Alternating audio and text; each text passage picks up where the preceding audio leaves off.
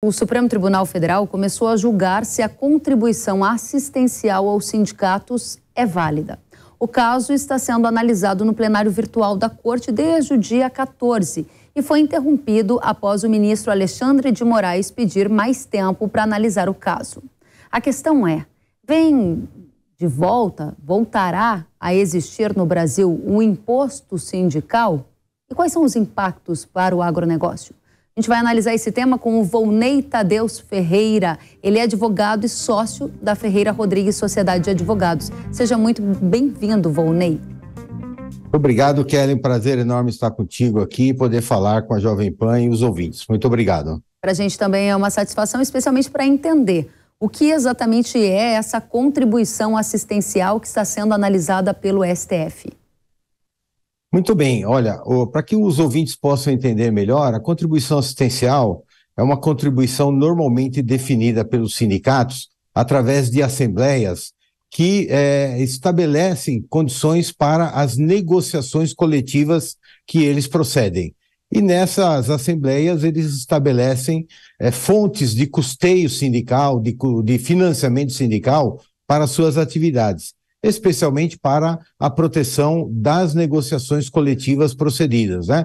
Pode envolver um acordo coletivo, pode envolver uma convenção coletiva, ou às vezes até alguns acordos especiais, como participação dos lucros, ou mesmo banco de horas, ou enfim, qualquer outra motivação de negociações coletivas, né? É diferente do imposto sindical, porque exatamente o imposto sindical, até 2017, ele era obrigatório, a partir de 2018 passou a ser facultativo e ele é fixado em lei como um dia de trabalho para os trabalhadores e uma tabela para as empresas, né? Mas para os trabalhadores a contribuição assistencial, que é esta que está sendo avaliada, até agora ela era obrigada apenas para os trabalhadores sindicalizados, aqueles que eram filiados a seus sindicatos. E o que o STF, neste momento, avalia é exatamente se essa contribuição ela tem o caráter constitucional, ou seja, legal, válida, né? E se ela pode abranger tanto sindicalizados como não sindicalizados. Essa é a questão que está em discussão. Muito bem, então não é uma discussão sobre imposto sindical, mas uma discussão sobre essa contribuição assistencial. Dentro dessa discussão que está na mesa, qual é o impacto que pode gerar para quem faz parte do agronegócio? Pode ter algum tipo de criação de contribuição extra que os nossos, parte da nossa audiência não está acostumada a contribuir? Sim, é muito provável, Kellen, que vá acontecer uma espécie de fomento às negociações para que exatamente os sindicatos possam conferir essas contribuições. Porque não basta ter a assembleia, ela tem que ter como resultado uma negociação coletiva concluída, né? E é onde nessa negociação se estabelece essas condições. Normalmente as assembleias já vão fixar valor, forma e condições dessa contribuição aos trabalhadores, né? Então, se aprovado, nesse momento no STF, a situação ainda é indefinida, nós temos 5 votos a favor de regular isso como legal, como constitucional, mas também os 5 juízes, ministros que já votaram, eles entendem que a contribuição deve se submeter à oposição do trabalhador. Isso vai abranger a todas as empresas, não só o do agro, mas certamente o agro também terá uma afetação, porque os trabalhadores que são da CLT, empregados que são registrados, seletizados, né, eles terão essa prerrogativa de participar dessas assembleias, verificar com o seu sindicato as condições de votação, se podem ser estabelecidas, de que forma, se vão ser aprovados e como será a oposição a essas contribuições. Nem todos serão obrigados a contribuir.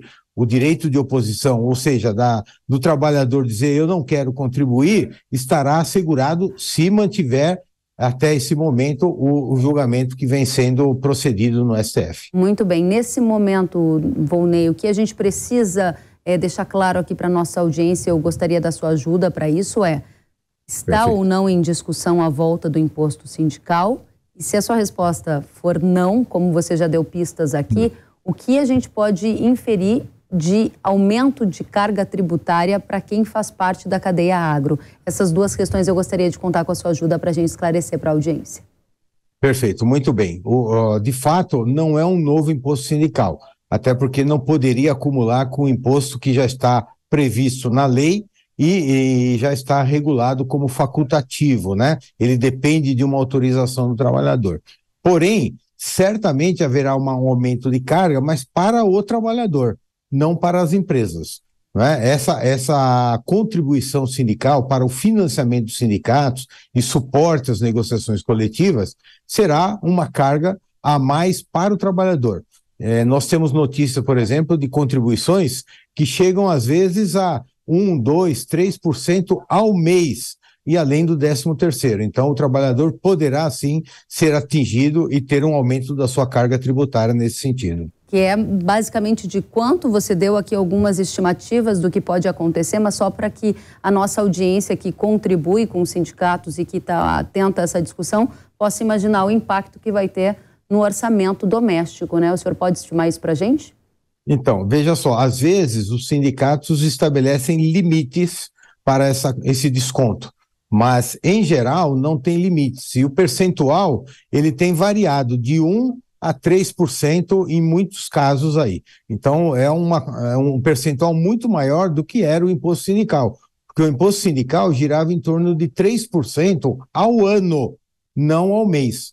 Nessa nova modalidade, poderá acontecer um desconto superior a esse percentual mensalmente. Muito bem. Entre os temas que o senhor está atentamente observando no que se refere à pauta trabalhista, essa questão que está além dessa questão que estamos aqui discutindo, tem algum outro destaque que o senhor gostaria de chamar a atenção da nossa audiência do agro, que pode ter alguma surpresa não muito boa no futuro próximo em relação ao aumento da carga tributária?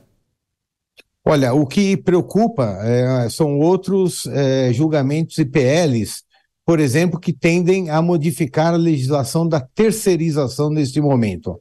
A terceirização foi um procedimento que, a partir de 2019, ficou muito bem definida na legislação, estabelecendo condições e trazendo, inclusive, proteções aos trabalhadores que se submetem à terceirização, não é? E se isso acontecer, vai afetar fortemente o agro, porque o agro tem muitas de suas atividades terceirizadas, né? Não falamos só de colheita, falamos de transporte, falamos de várias situações onde a situação do agro está envolvida com terceiros e poderá ser afetada. Contratação, por exemplo, de cooperativas, contratação de projetos especiais autônomos, né?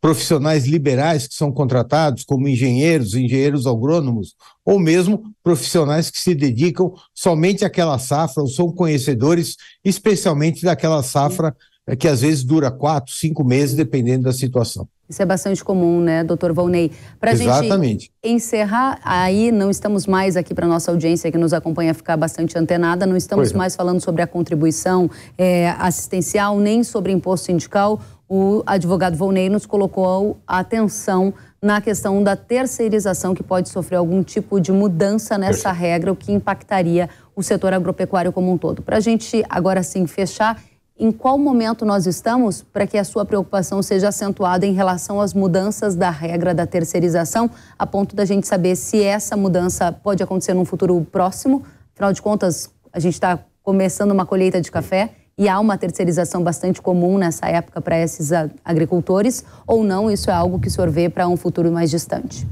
Eu não vejo, obrigado, Kellen, pela oportunidade de falar sobre esse tema. Eu não vejo isso para um futuro muito distante.